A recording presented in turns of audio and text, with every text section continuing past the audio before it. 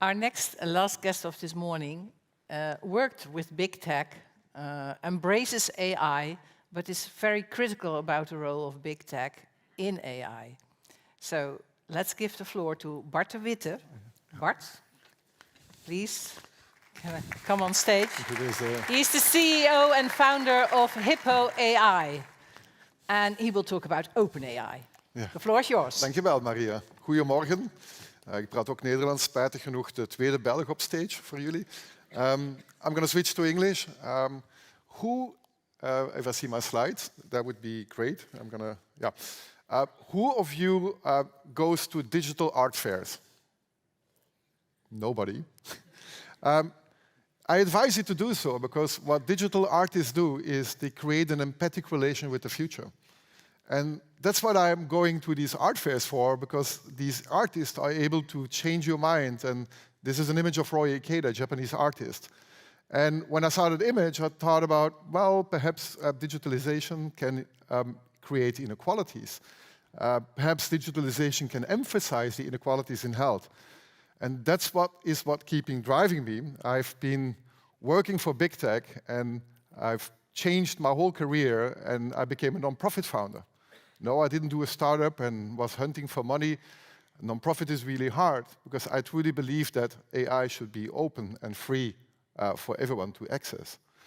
And when you start this journey and you start talking about open source, you're doing actually what Herco said yesterday when I was invited in a policy workshop from the Ministry of Health, that we need to rethink healthcare. We need to reinvent healthcare. And that's what I've been doing.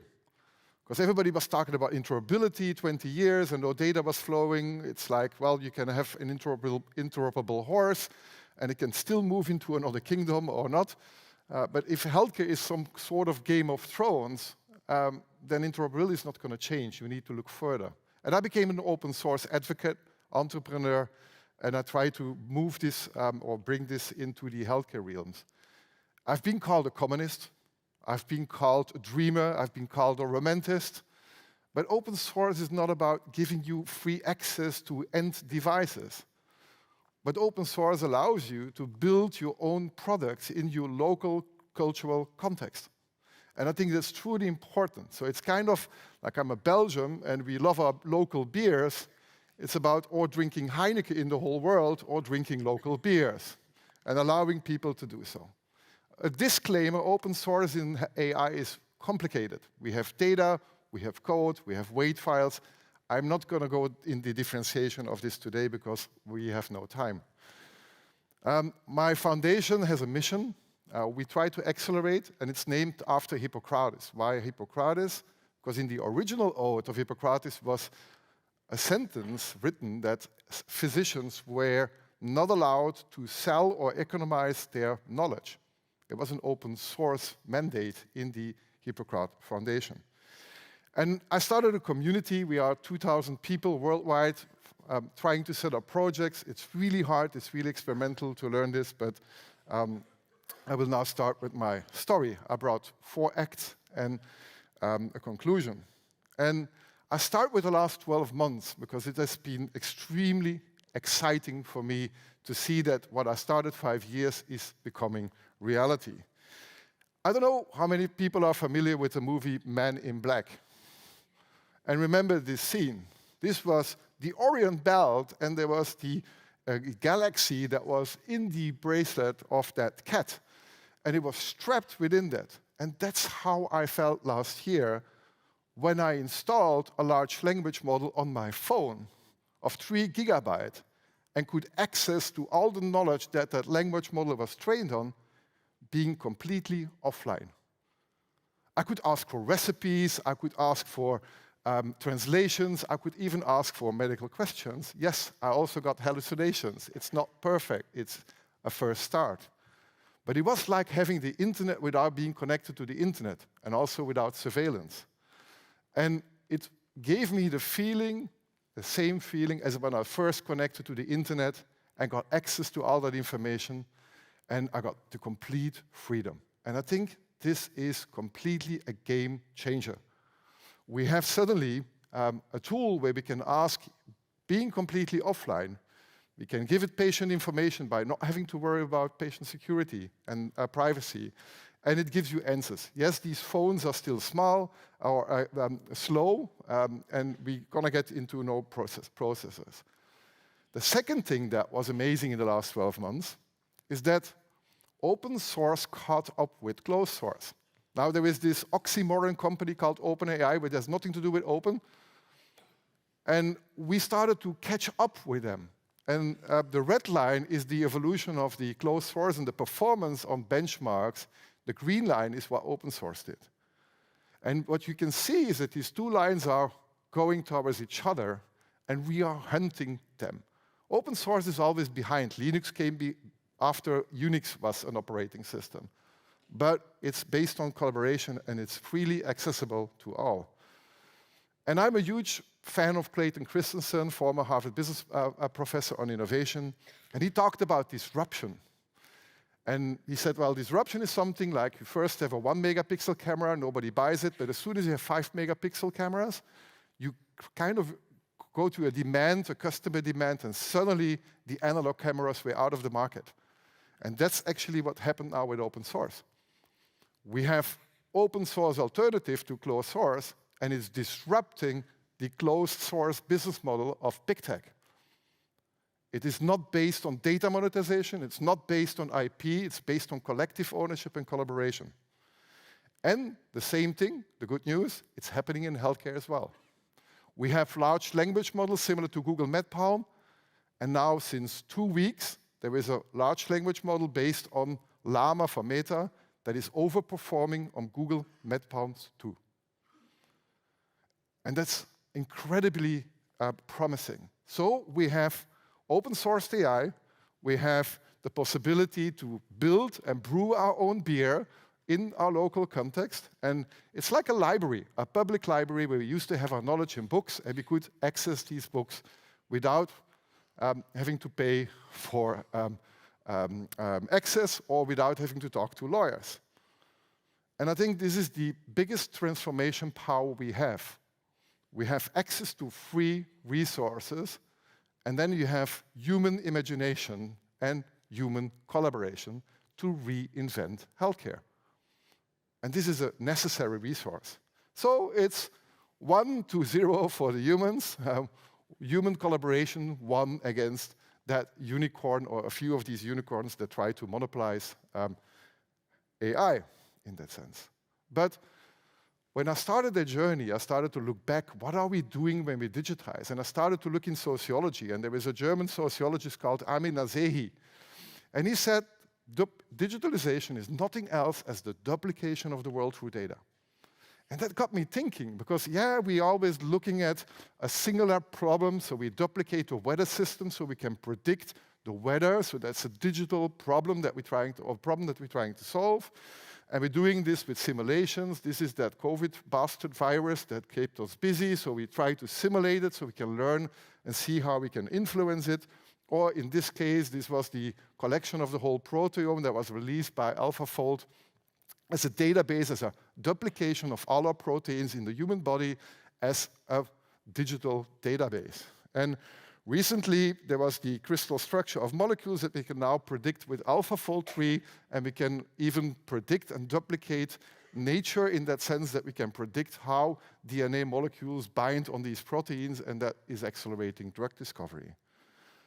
But then there are some weird things happening as well when we talk about duplication. I'm a Belgian, I told you already. And somebody took the data of a deceased prime minister within the political party and brought our former prime minister back to life. U ziet het goed. The beast is back. When I saw this, I said like, whoa, these are the governments that are warning us that deepfakes are going to kill democracy, and political parties are using that tool in order to get votes. Ethically questionable. And this comes to the point that when we digitize and duplicate the world through data, we need to ask ourselves questions. Because our identity, as Luciano Florido from Oxford University said, is not only solely my biological identity, it's my informational identity. So me is me plus my digital information.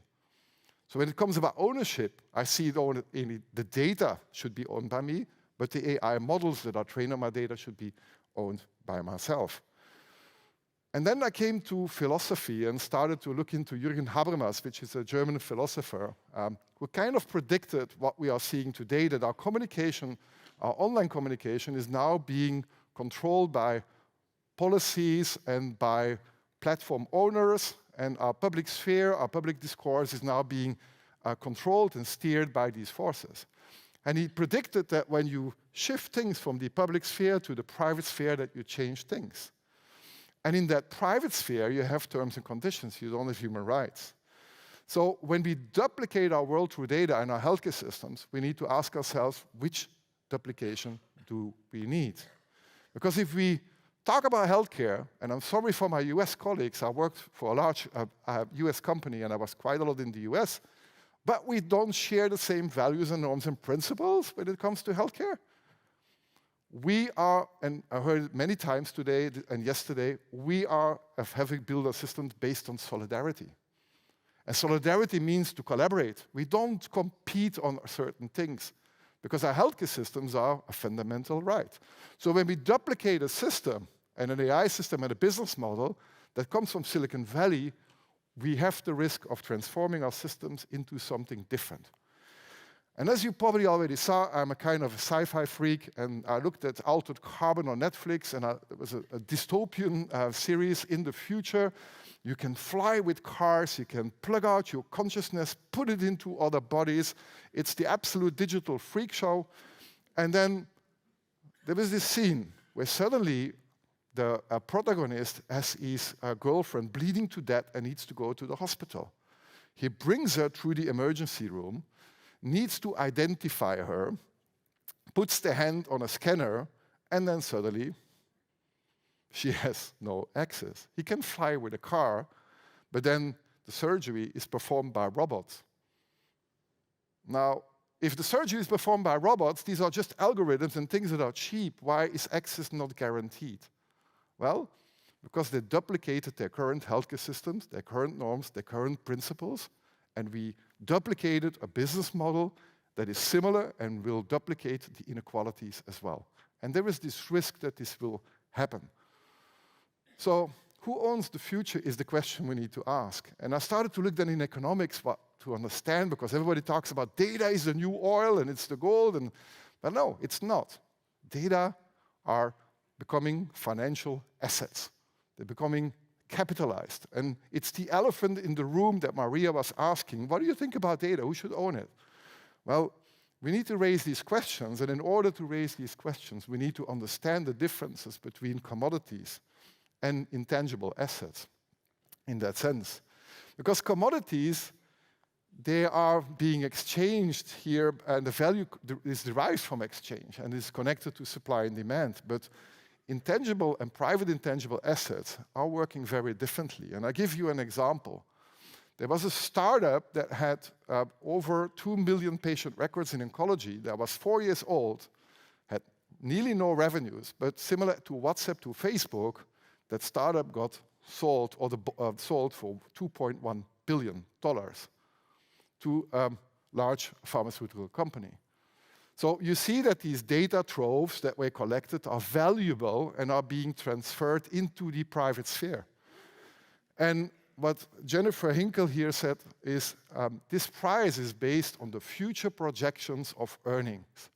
And I've had profit and loss statements at IBM when I was working there, and it's important to understand this. Because if you go to private intangible assets, the price of the, and this is commodity, sorry, the title is wrong, of commodity, the price will probably decrease when the demand goes up and the supply goes up. But with these private intangible assets, this is working very differently. If there's a high demand and you have something monopolized and exclusive, most probably the price will go up. And then you can end up in a situation where the robot surgery is not accessible. And we know this. Insulin in the US was an intangible or private intangible asset. In the last 2 decades in the US, the price went up by 1,200%. The patent for insulin was sold 100 years ago for $1 because the inventor for synthesization of insulin said it belongs to humanity. Nobody would have thought that 100,000 of diabetics, of which 50% would die of not having access to insulin in one of the most wealthiest countries in the world. That's what private intangible assets do. So if we do that with data and AI, I guarantee you that in 10 to 20 years, we will have that robot that refuses surgery in that sense. And all you scientists know this, because if you want to access research papers, I know there are some Dutch companies as publishers, it brings you quite some profits and taxes, or taxes on profits. But if you live in the global south, you cannot even publish anymore because you cannot pay for the publishing fees or cannot even access, and you need to go on a hacked website called Sci-Hub to get access to knowledge. This is not what I think the global scientific community should look like.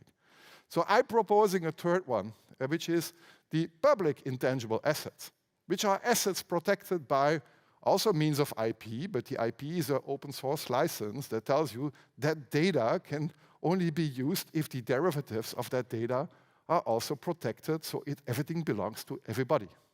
There is no border. I live in Berlin. It took us quite a while to break the wall there. And the difference between Eastern Berlin and Western Berlin was 2.5 years of life expectancy difference between the Western and the Eastern population. A wall was killing people. And I don't think we should do this with data as well. Is this naive? No, it's not. On my search and my research, I found out that when we did the Human Genome Project, I never thought I was going to show this guy, but we created policies to not allow that the human genome can be privatized. And we all Tony of us Blair share a duty to ensure that the common property of the human genome is used freely for the common good of the whole human race. So Tony Blair and Bill Clinton on the other side of the Atlantic said, the human genome is a common good. When I hear now Ursula von der Leyen talking about we have the billion-dollar data strategy for healthcare, I said, what happened between Tony Blair and Ursula? It's total madness if we think that we need to monetize data and we need to start building these assets. And people then think, is this communism? No. I said, it's like open sourcing the recipe of bread. Suddenly you have millions of bakeries in the world instead of 3 big bread companies where the taste of bread would be awful. You need to open these things, and there are papers out there that show that open sourcing the human genome brought $1 trillion of economical value creation in the US. So how do we do this, open source? Because there are no incentives. And I came then to the conclusion that we need some regenerative approach. It's a fancy word, I know. So when we duplicate the world through data, I started to build my own models and say, well, if we do that and we shift that data from private spheres, public spheres to private spheres, and we cannot get access to that data, we are shifting social value to economical value. And then perhaps over time, we cannot regenerate that social value except through tax redistribution. So how do we keep these things balanced? And how do we get access to data that is on the wearables, on the digital health apps? Because I don't think that company that was sold for 2.1 billion open sources their data.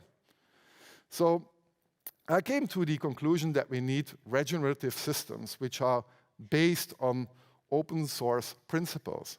So we have a certain form of data solidarity that creates a common layer that makes healthcare knowledge a common infrastructure between the industry and the public healthcare systems. So we can all tap into that and share. It's not a naive dream to have. And we will, in that regenerative framework, start benchmarking companies based on their regenerativeness. So if somebody's familiar with ESG scoring, we can score these companies that are not sharing as being have negative impact on social values. So we stand between these two worlds. Are we going to go for darkness and control of knowledge, or are we going to liberate ourselves? So I said before, the last 2 years have been extremely amazing because open source really broke through. And how do you start an open source movement? How do you create collaboration between humans? I heard somebody telling me many, many times, you need incentives, you need to pay their money. I said, no, there are other ways of means of collaboration.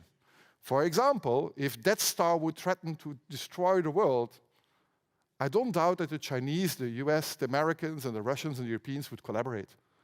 If you have a joint enemy, you collaborate. And we had that joint enemy during COVID. During COVID, Death Star was COVID.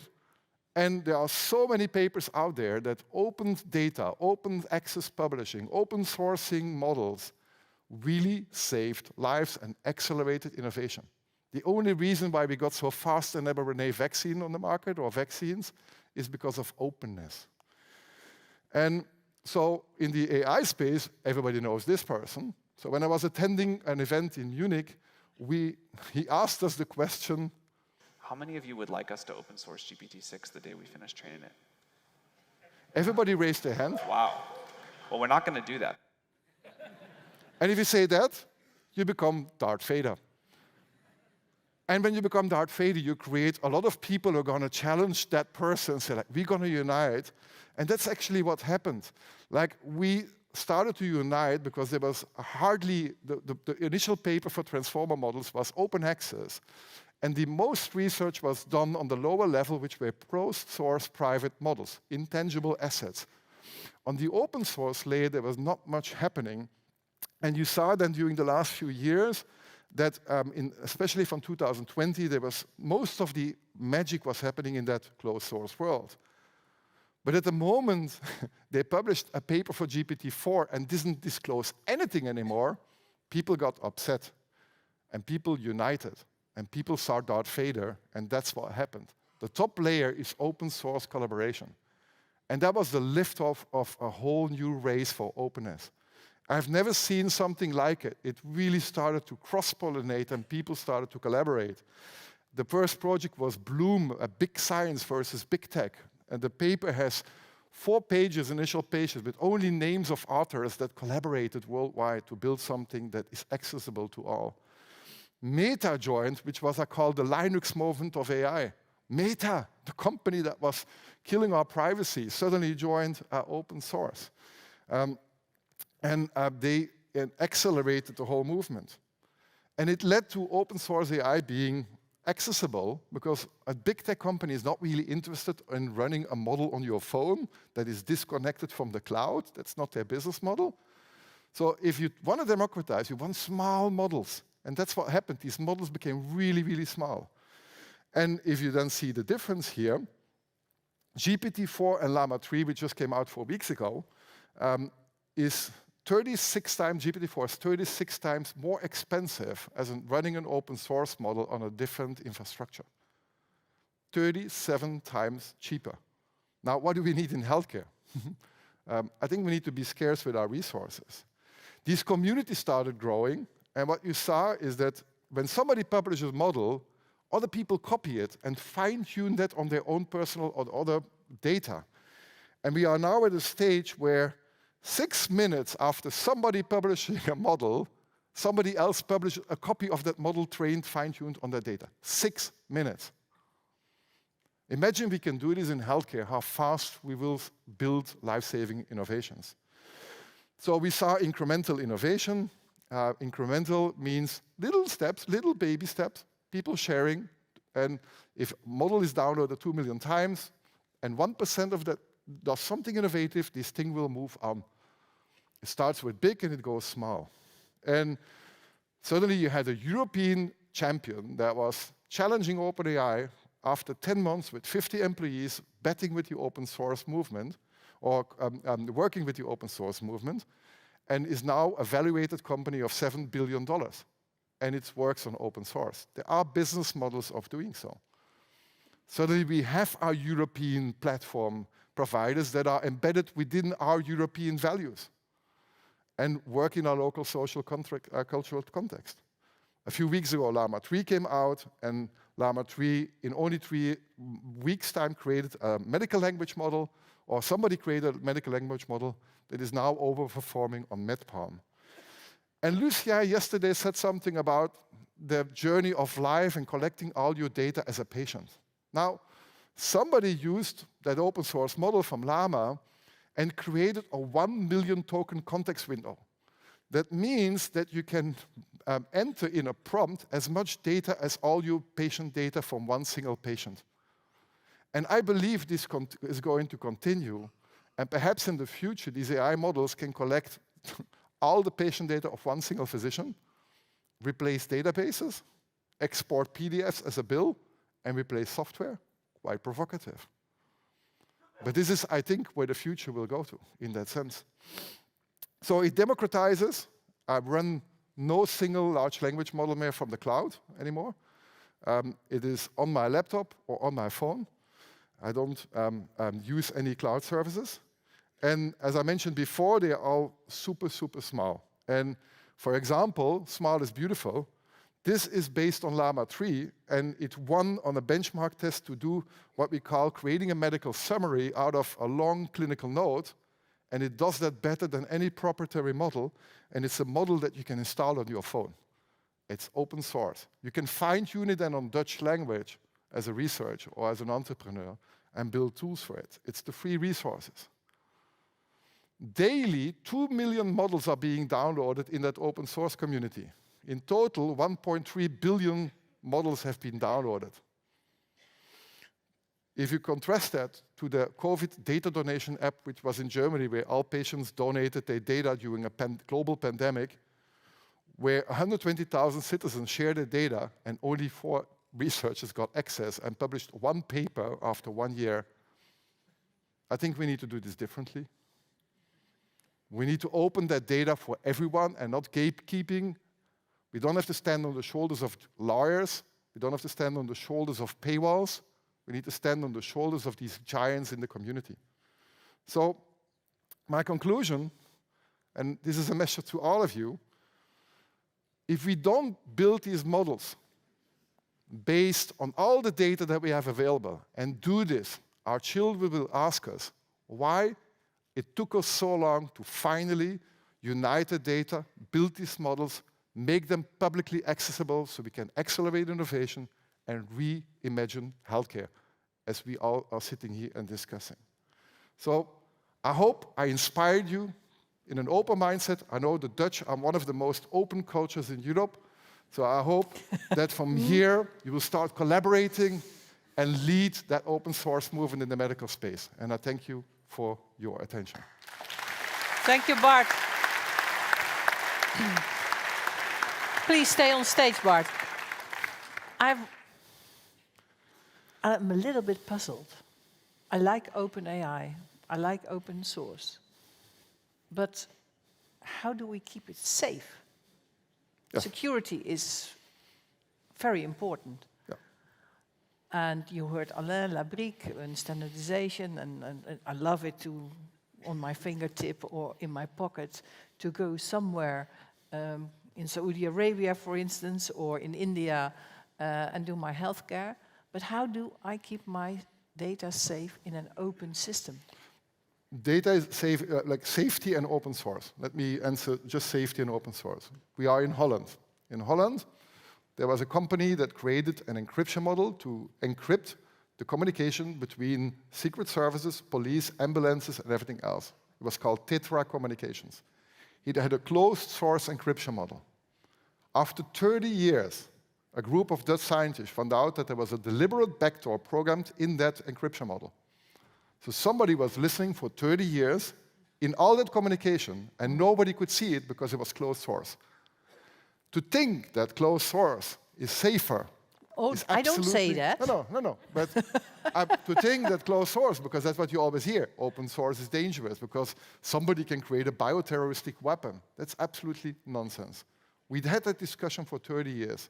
Open means millions of eyes can look on that code and optimize it. Now, to come on your question in terms of how do you balance the bottom-up development and the top-down regulations, at the end, these tools become parts and building blocks of a medical application. And for medical applications, you need certifications.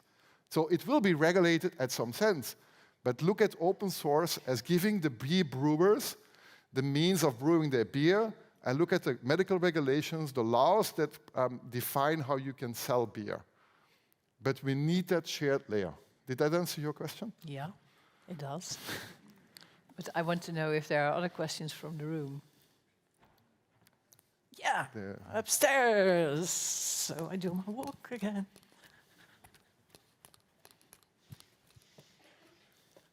There. Can you give it, please, to her? I don't throw it because he already was almost broken. Hello, thank you. I'm Anne. I'm very inspired by your presentation. I was wondering, because it's all nice to hear that, but then on the work floor, if it goes so fast, I'm getting a little bit stressy. I mean, how can you implement, or how can you implement those data on the workplace? How do you see that? Yeah, so thank you for that question. I think there are two views. As a patient, you want things to go as fast as possible in order to save your life if we want to do medical innovation. So from a patient perspective, you want things to be as fast as we saw.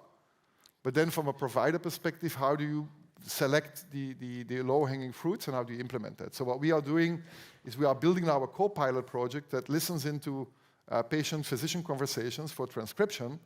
But the difference, what we're going to do is we're going to make the AI models only available local. So the patient voice is never going to the cloud. We have 100% privacy and control.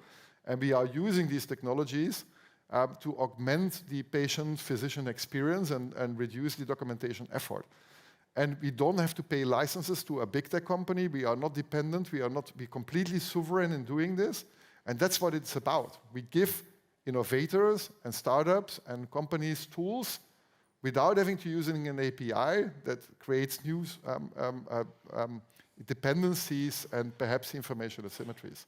And think also about CK, what she told about the marketplace, where you can find the things you really need at the workspace. You can have help from other people who know what's on the market. Other questions? Here, in front. I see here in the front, and I see one in the back, and that's what we're gonna do, and then we end, because you need some coffee and water and other things. Thanks. So the Gartner marketplace, would it be suitable for OpenAI solutions as you propose?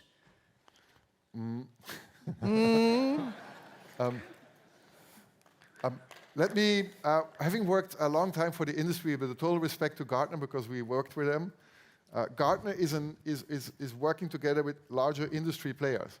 We are not talking about putting models to a market. We are talking about creating a library, which is a public library that allows people to read and build their own things. A marketplace is for end products. It's for medical certified products or certified AI services. That's not what we do in open source. What we do is we liberate the resources, the building blocks, so you can recreate a new tool without any dependency. So I asked CK something about a marketplace because I thought, oh. So quick clarification here. Gartner does not own a marketplace. What we do is we study and we write about and we help to build all the marketplaces globally. Ah. Yes. So good that we had that clarification. Yeah, that's a clarification. And here was the last question for this morning. Raymond ter Bocht, zie ik. Dat klopt. Hallo. Ik ga hem alvast. Hi Raymond. Raymond ter Bocht, Chief Technologist, HDA-BNL. Dus we zijn bezig met secundaire data. My question in English is, if this progresses in this revolutionary pace, then in essence what you're saying is that regulatory will transform as well. What do you need to be regulated if it proceeds this fast? Thank you for that question. I spent 6 months of my life last year in trying to influence the AI Act, the Regulatory Act, because some forces were trying to kill the open source movement. They said, no, we're not going to kill it. But what they were trying is that everyone who publishes a model is going to be liable for dual use of that model, then nobody's going to publish anymore. So the regulations are luckily open for open source, but I have difficulties with regulations. I want to go back to the example of beer. I like that example. I live in Germany. If you look at the top 10 companies in the world, none of the top 10 companies is a German company in beer brewing.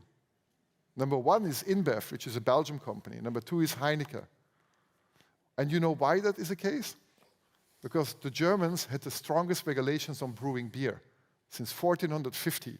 They were not allowed to be creative and create new taste. There was a rule, and the rule was for safety purposes.